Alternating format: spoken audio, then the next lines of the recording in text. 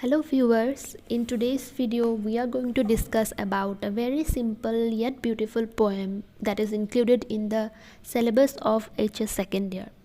The name of the poem is My Mother at 66 and it is written by Kamala Das. As the name says, she is from India and to be more precise, she is from Kerala. And she is one of the most renowned and most famous poets of India.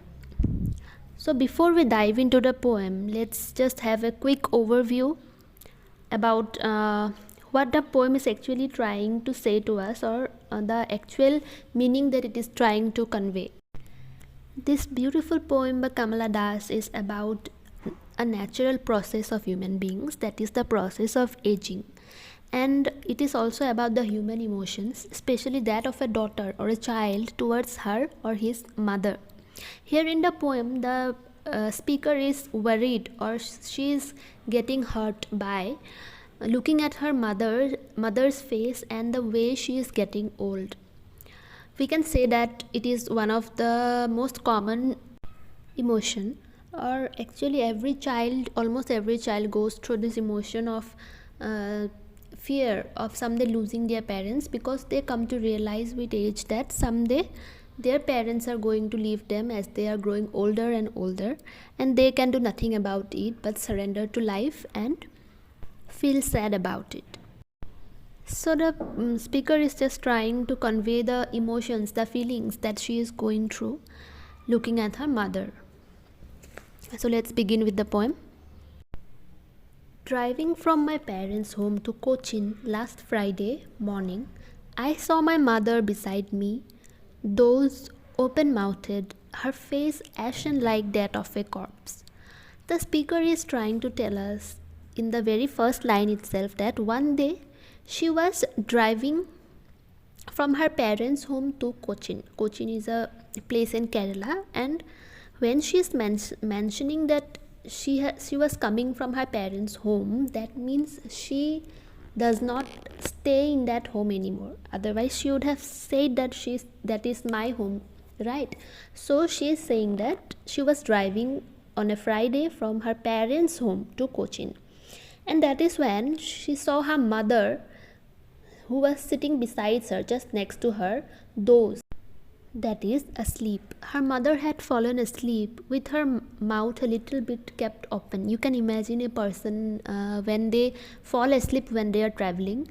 And also the speaker says that her mother's face was becoming like a corpse, ashen like that of a corpse. That means it was becoming colorless like that of ash. Ashen means becoming colorless or dull or dark like that of a corpse. Corpse means a dead body. So when she was driving with her mother to Cochin from her parents' home, she noticed that her mother had fallen asleep with her mouth a little bit open, and her mother's face had become colorless and looked lifeless, and realized with pain that she was as old as she looked, but soon put that thought away. And looking at that face, the speaker realized, she came to realize that her mother was actually that old. She was not overthinking, and that was obviously a very painful thought for her, and she tried her best to put that thought away. That means to ignore that thought, to think of something else and to ignore that thought. What did she do? And looked out at young trees sprinting, the merry children spilling out of their homes. So the poet looked out of the car that she was driving in, and she looked at the young trees sprinting, the merry children spilling. The trees that she looked at were sprinting. Sprinting means running fast. Here obviously every one of us know that trees cannot run, but here trees are said to be running fast because when we are traveling or by a train or a car, it seems like as if the trees are running past us, as if they are as if we are living at the same spot and they are running behind. So the trees are said to be young and they are sprinting.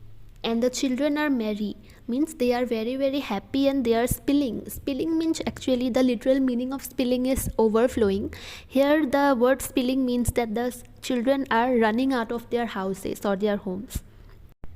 Here I want to add a very very important point, that both the examples that the speaker is using, that is that of the trees and secondly that of the children, both are very very young. At the same time they are being compared with the mother who is now getting old. So the speaker is trying to say that everything outside the car is happy, everything outside the car is lively and young, except her mother, unlike her mother who is getting colorless, dull and old. Then, but after the airport's security check, standing a few yards away, I looked again at her, when, pale as a late winter's moon. Now finally they have reached their destination, that is the airport. And in the security check before getting into the airport, and as she was standing a few yards away, a little bit distant from her mother, she looked at her face again and she noticed that it was wan and pale.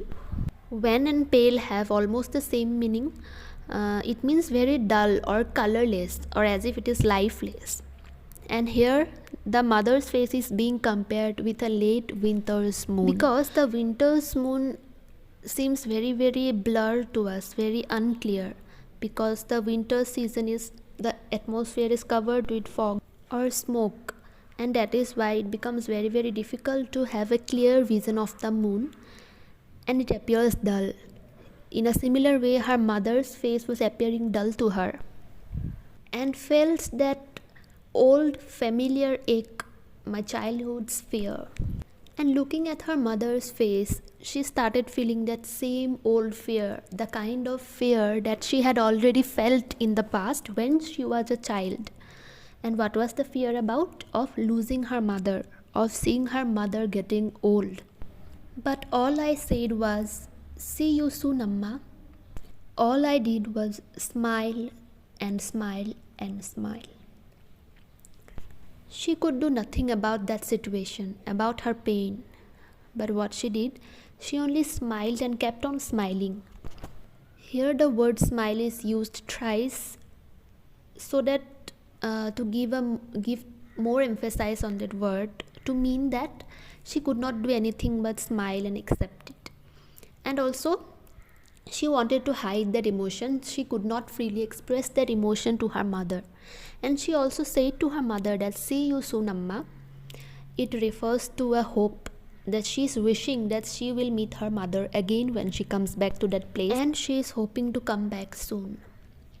So here comes the end of the poem with a very very sad note, yet the speaker was smiling.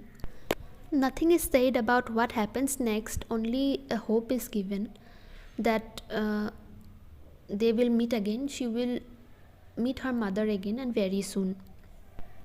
The poem is only about that little moment of realization, that period of driving by car from her parents' home to Cochin, that all these emotions take place. So here comes the end of the poem, and in another video we will be discussing about the question answers that is given in the book in a detailed manner. If you want to discuss them with me, you can join my next video. So I hope you understood the poem well, and mainly the essence of the poem, so you can answer any question that comes in the examination. With that hope, and I hope to meet you again in another video. Thank you.